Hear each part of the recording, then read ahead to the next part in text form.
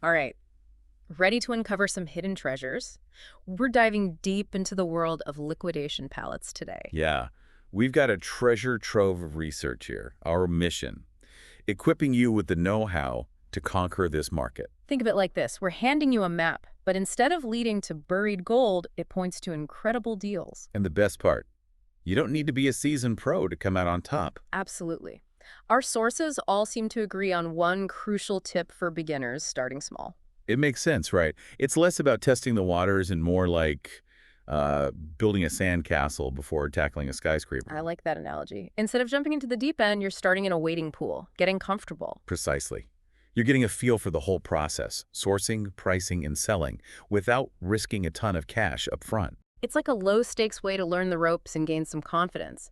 That's crucial, especially in a market as unpredictable as this one. Oh, 100%. Even veteran resellers can benefit from starting small, especially with liquidation pallets. You never really know what you're going to get until it arrives. So it's about managing those expectations and understanding the inherent risks involved. Speaking of risks, there's another factor that often trips people up: overhead costs. Ah, yes. Overhead costs. Those can make or break you in this business. You've got to be thinking about storage for all that inventory, transportation costs, maybe even the cost of shipping supplies if you're selling online. Right. It's like going grocery shopping when you're hungry. You grab everything that looks good, but forget to factor in the actual cost. It's really easy to get caught up in the thrill of snagging a pallet at a bargain price, but then those additional expenses start piling up. And suddenly, that amazing deal isn't looking so hot anymore. Our sources also stress the importance of choosing your liquidator wisely. You want to find someone trustworthy and reliable, right? For sure.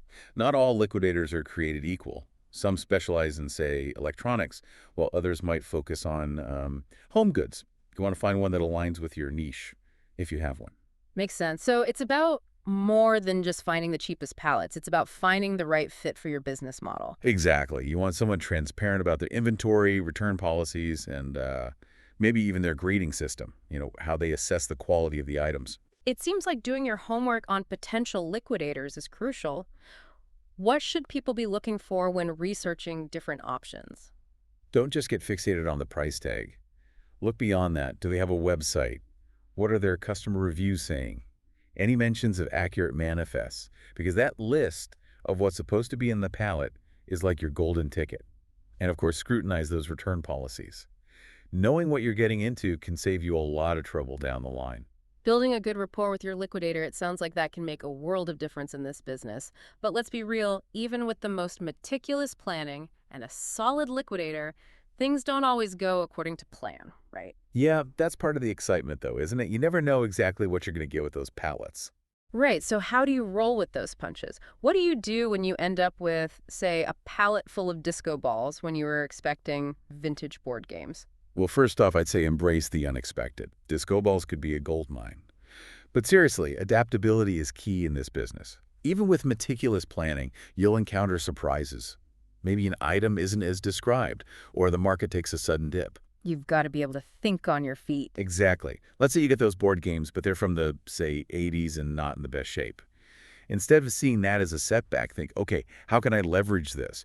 Maybe you target collectors or explore niche online marketplaces. Finding the hidden value, even when it's not immediately obvious, it's like my philosophy with leftovers.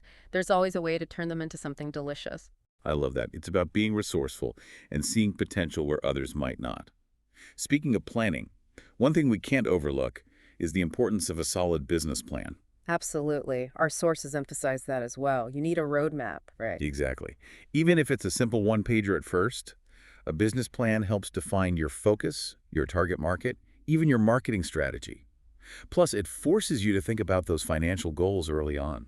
It's like, well, have you ever tried putting together furniture without the instructions? It's possible, but a lot more frustrating. Precisely. And just like you might adjust those instructions along the way, your business plan should be a living document, evolving as you learn and adapt. So you're constantly refining your approach based on real-world experience. Now let's talk about turning all this hard work into cold, hard cash. Our sources shared some fantastic tips on product research, pricing, and marketing. Let's start with product research.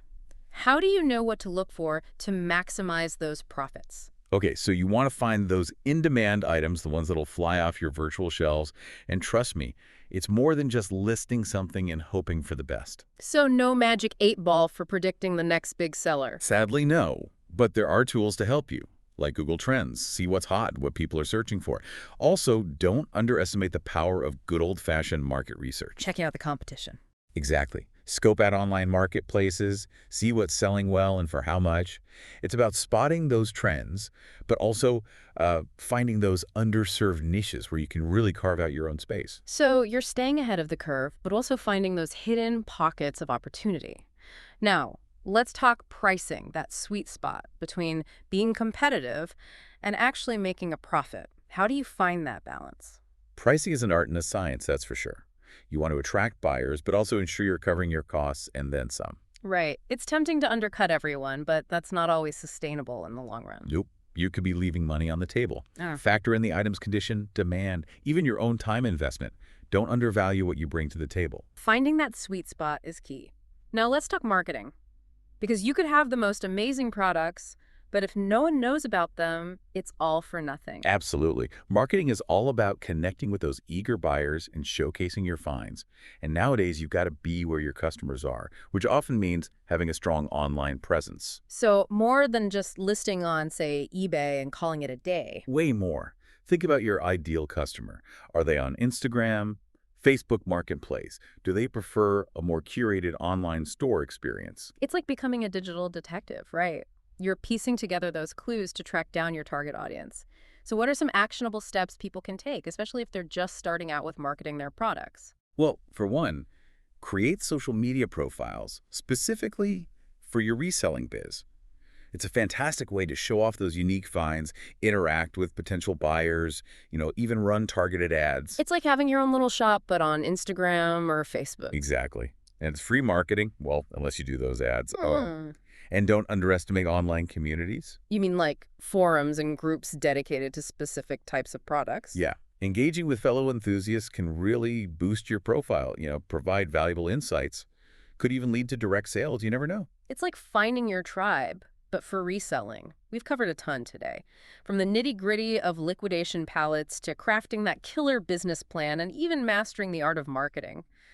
So as we wrap things up, what's the one golden nugget you want our listeners to walk away with? Approach this as a learning experience. Things change constantly in this world. Stay curious. Don't be afraid to experiment. It's true, the most valuable lessons often come from diving in and getting your hands dirty. Exactly. Embrace the journey. Well said. A huge thank you to our expert for sharing these incredible insights, and to you, our listeners, for joining us on this deep dive into the world of liquidation pallets.